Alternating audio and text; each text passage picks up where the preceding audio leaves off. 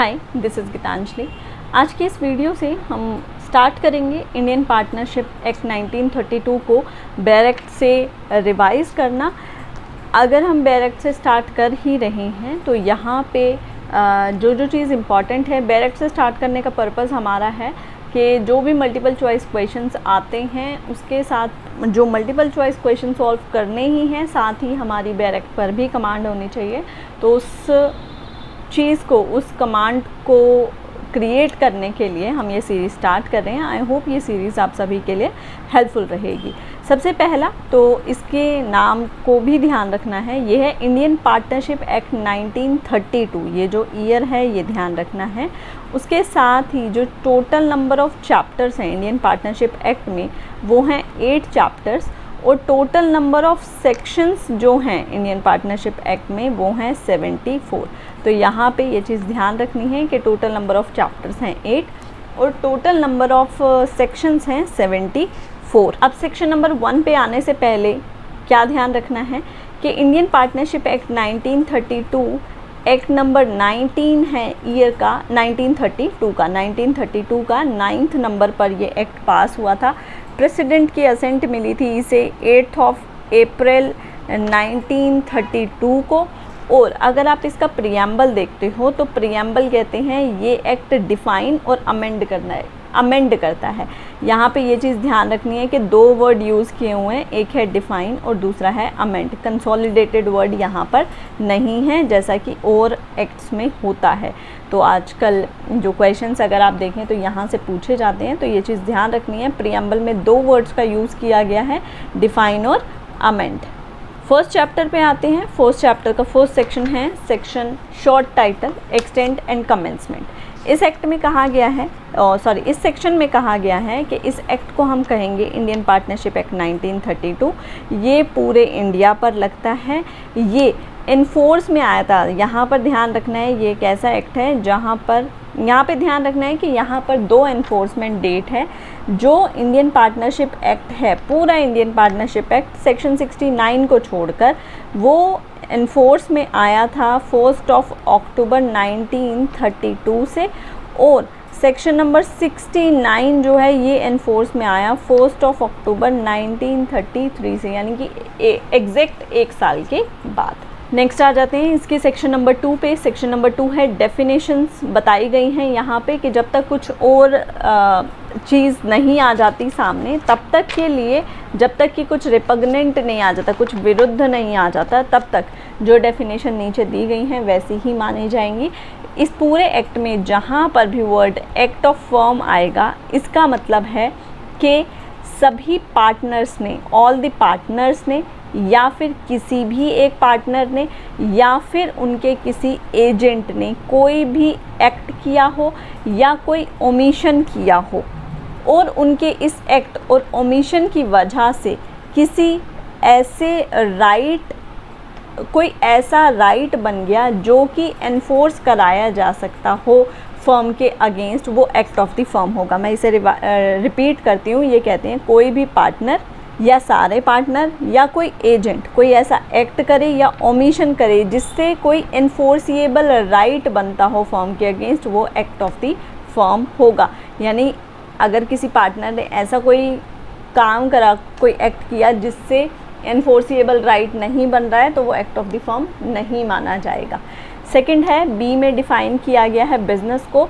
Business में trade, occupation और profession आता है। यहाँ पे पढ़ते टाइम बहुत इजी लग रहा है, पर आपको एग्ज़ाम में ऐसे ऑप्शन दे देंगे कि आप कंफ्यूज हो जाएंगे। तो यहाँ पर ध्यान रखना है, बिज़नेस में टॉप इंक्लूड होता है। Top means trade, occupation and profession. Third है प्रेस्क्राइब्ड। प्रेस्क्राइब्ड का मतलब है कि जो भी इस एक्ट में रूल्स प्रेस्क्राइब किए गए हैं। डी पर आ जाते हैं थर्ड पार्टी। थर्ड पार्टी का क्या मतलब है? थर्ड पार्टी का मतलब होगा इस पूरे एक्ट में जहाँ पे भी वर्ड थर्ड पार्टी होगा, कोई भी ऐसा पर्सन जो कि पार्टनर नहीं है फर्म का, वो थर्ड पार्टी होगा। ई आ जाते हैं। ये कहते हैं जो भी चीज़ें यहाँ पे, ये जो डेफिनेशन है ये कंप्लीट नहीं है तो इसे मैं अपने बेयर एक्ट से ही पढ़ रही हूँ। ये कहते हैं कोई भी एक्सप्रेशन जो यहाँ पर डिफ़ाइन नहीं की गई है उसका वो ही मतलब होगा, वो उसकी डेफिनेशन इंडियन कॉन्ट्रैक्ट एक्ट 1872 से ली जाएगी और जैसा मतलब वहाँ पे बताया गया है सेम उसी तरीके से यहाँ पे वो इंटरप्रेट किया जाएगा। सो आप इसको रिलेट करके लर्न कर सकते हो। ए में आता है act of the firm, B में आता है बिजनेस, सी में प्रेस्क्राइब्ड ये करना पड़ेगा, डी में थर्ड पार्टी, थर्ड ऐसे डी लिखते हैं ना डी, तो इसको आप रिलेट कर सकते हो।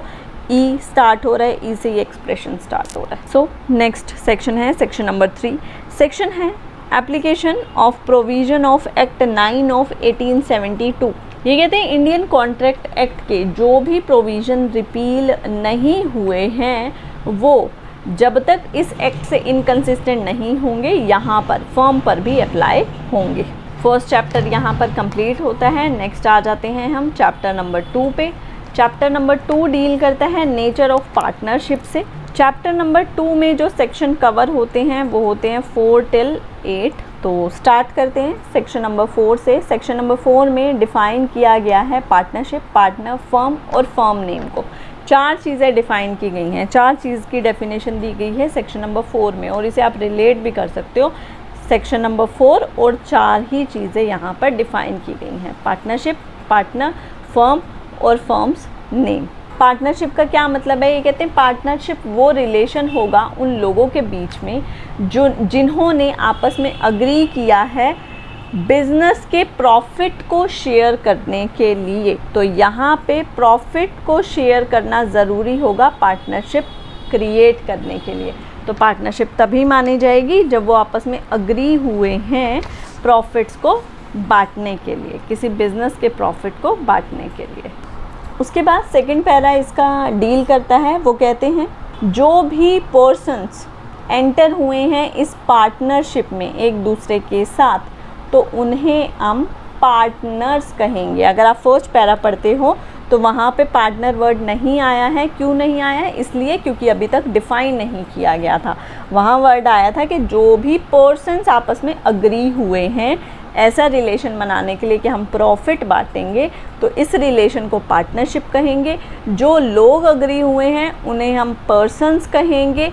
ये इकट्ठा मिलकर फर्म कहे जाएंगे और जो भी अपना बिज़नेस को नाम देंगे वो इनकी फर्म का नाम कहा जाएगा। तो ये क्लियर हो गया होगा। नेक्स्ट आते हैं सेक्शन नंबर 5 पर। इम्पॉर्टेंट है marginal note, partnership not created by status. Status से नहीं बनती है, ये कॉन्ट्रैक्ट से बनती है। आपका और मेरे बीच में कॉन्ट्रैक्ट हुआ तो उस कॉन्ट्रैक्ट से पार्टनरशिप बनेगी, ना कि हमारे स्टेटस से। तो यही कहते हैं कि जो रिलेशन है पार्टनरशिप का ये कॉन्ट्रैक्ट से बनता है, ये स्टेटस से नहीं बनता है। उसके साथ ही ये कहते हैं कि अगर हिंदू अनडिवाइडेड फैमिली के मेंबर कोई बिज़नेस चला रहे हैं या फिर बर्मीसी बुद्धिस्ट हस्बैंड या वाइफ कोई बिज़नेस कर रहे हैं तो ये पार्टनर्स नहीं माने जाएंगे। ठीक है, तो यहाँ पे ये चीज़ ध्यान रखनी है, ये एग्ज़ाम में पूछा जाता है। सभी लोग जो आपस में प्रॉफिट को डिस्ट्रीब्यूट करने के लिए इकट्ठा हुए हैं वो पार्टनर्स हैं, पर एक्सक्लूड किसे किया है? हिंदू अनडिवाइडेड फैमिली कोई बिज़नेस कर रही है या बर्मीसी बुद्धिस्ट हस्बैंड वाइफ अगर कोई बिज़नेस कर रहे हैं तो वो पार्टनर्स नहीं हैं। नेक्स्ट आ जाते हैं हम सेक्शन नंबर 6 पे। सेक्शन नंबर 6 है mode of determining existence of partnership. यहाँ पे ये स्पेलिंग रॉन्ग है तो इसको सही कर लेना। ये है एग्जिस्टेंस, EXISTENCE। ठीक है, किस तरीके से पता चलेगा कि इन लोगों के बीच में जो प्रॉफिट शेयरिंग कर रहे हैं ये इनके बीच का जो रिलेशन है वो पार्टनरशिप का है, तो वो बताता है सेक्शन नंबर 6।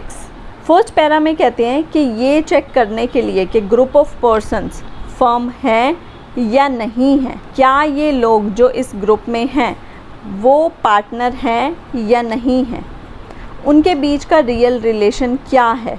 उनके बीच का रियल रिलेशन जानने के लिए जितने भी रेलेवेंट फैक्ट्स होंगे उन सभी को इकट्ठा करके देखा जाएगा कि इनकी इंटेंशन पार्टनरशिप को क्रिएट करने की थी या नहीं थी। ठीक है, तो सभी रेलेवेंट फैक्ट्स को देखा जाएगा।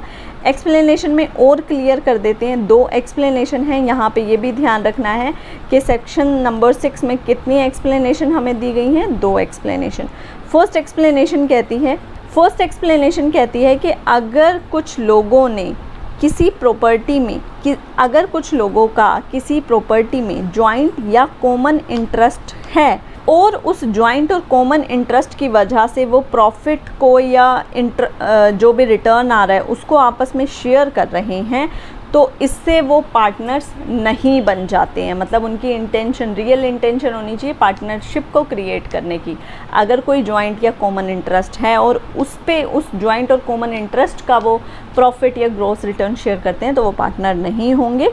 एक्सप्लेनेशन 2 कहती है कि अगर किसी पर्सन के पास रिसीट्स है कि उसको प्रॉफिट मिला है किसी बिज़नेस से, तो उस बिज़नेस की जो प्रॉफिट की ये रिसीट है या फिर उसको जो पेमेंट हुई है वो प्रॉफिट्स की पेमेंट हुई है, तो इससे वो पार्टनर नहीं माना जाएगा उस बिज़नेस का। उसके साथ ही ये कहते हैं, अगर आप आगे पढ़ेंगे point number A, B, C, D ये जो दे रखे हैं, ये कहते हैं अगर कोई रिसीट मिलती है, किस चीज़ की रिसीट मिली है? ए में कह रहे हैं एक लेंडर, किसी ने पैसा उधार लिया था और उसने उस बिज़नेस के लिए कोई रिसीट दी है, या फिर सर्वेंट या एजेंट को कोई रेम्यूनरेशन मिली है, या फिर कोई पार्टनर है जिसकी डेथ हो गई है, अब उसकी विडो या उसके बच्चे को कोई एन्युटी मिली है, या फिर पहले कोई ऑनर था जिसने अपनी गुडविल बेची थी और उस गुडविल का उसे पैसा मिला है, तो इस तरीके के पैसे इन लोगों को पार्टनर नहीं बना देंगे। ठीक है, सो ये चीज़ें यहाँ पर बताई गई हैं कि कौन कौन पार्टनर होगा और कौन कौन पार्टनर नहीं होगा। नेक्स्ट आ जाते हैं सेक्शन नंबर 7 पे। अगेन मार्जिनल नोट इम्पॉर्टेंट है। Partnership at will. Partnership at will का क्या मतलब है? जहाँ पर लोगों ने मिलकर, पार्टनर्स ने मिलकर आपस में कॉन्ट्रैक्ट किया और उस कॉन्ट्रैक्ट में ड्यूरेशन नहीं लिखी कि हमारी पार्टनरशिप कितने टाइम के लिए है, तो इसे हम कहेंगे पार्टनरशिप एट विल। उसके साथ ही यहाँ पे आप ध्यान रखिएगा कि एक मल्टीपल चॉइस क्वेश्चन पूछा जाता है कि सेक्शन नंबर 7 की कितनी एक्सेप्शंस हैं, तो यहाँ पे 2 एक्सेप्शंस होती हैं सेक्शन नंबर 7 की। अब वो क्या क्या हैं ये हम आगे देखेंगे। नेक्स्ट आ जाते हैं सेक्शन नंबर 8 पर, last section of this chapter. ये कहते हैं सेक्शन नंबर 8 डील करता है पर्टिकुलर पार्टनरशिप। जैसा कि इसके नाम से क्लियर हो रहा है कि किसी पर्टिकुलर चीज़ के लिए ही पार्टनरशिप बनाई गई है। तो यहाँ पे कहते हैं एक पर्सन पार्टनर होगा दूसरे के साथ किसी पर्टिकुलर एडवेंचर या अंडरटेकिंग को पूरा करने के लिए, तो वो कही जाती है पर्टिकुलर पार्टनरशिप। अब यहाँ पे चैप्टर 3 पर आगे बढ़ने से पहले कुछ पॉइंटर्स हैं जो हमें यहाँ पर ध्यान रखने हैं। वो क्या हैं? पहला है कि जो पार्टनरशिप है, पार्टनरशिप की जो डेफिनेशन 1932 एक्ट में दी गई है, ये डेफिनेशन किसने दी है? सो यहाँ पे ध्यान रखना है, पार्टनरशिप की डेफिनेशन दी है पॉलॉक ने। ठीक है, आप इसको रिलेट कर सकते हो पी से पार्टनरशिप और पी से पॉलॉक। उसके साथ ही यहाँ पे ध्यान रखना है कि पार्टनरशिप फर्म की कोई सेपरेट लीगल एंटिटी नहीं होती है कंपनी की तरह। उसके बाद एक फेमस केस है कॉक्स वर्सेस हिकमैन का, ये सेक्शन नंबर 6 से रिलेट करता है, सेक्शन नंबर 6 से। और साथ ही इस केस के लिए कुछ और वर्ड्स भी हैं जो हमें ध्यान में रखना है। ये कहते हैं किस केस में लॉर्ड क्रैनवर्थ, यहाँ पे जो जस्टिस थे उनका नाम भी ध्यान रखना है क्योंकि प्रिवी काउंसिल का है, तो थे लॉर्ड क्रैनवर्थ। ठीक है, किस केस में? कॉक्स वर्सेस हिकमैन के केस में। ये क्या कहते हैं? इन्होंने क्या कहा था? The liability of one partner for the act of his co partner is in truth the liability of a principal for the act of his agent. A share in profit is only an incidence of agency. So I hope ये clear हो गया होगा। उसके बाद कुछ case laws हैं जो आपको यहाँ पर ध्यान रखने हैं, वो हैं, पहला है रोस वर्सेस परकिंस, ये डील करता है सैलरीड पार्टनर से। सेकंड है पूली वर्सेस ड्राइवर, ये डील करता है डॉर्मेट पार्टनर से। थर्ड है Ram Lakshman sugar mill versus CIT, जो कि डील करता है हिंदू जॉइंट फैमिली बिजनेस से। सो यहाँ तक हमने कंप्लीट कर लिया है चैप्टर नंबर 2 तक। आगे फर्दर कंटिन्यू करेंगे चैप्टर नंबर 3 से।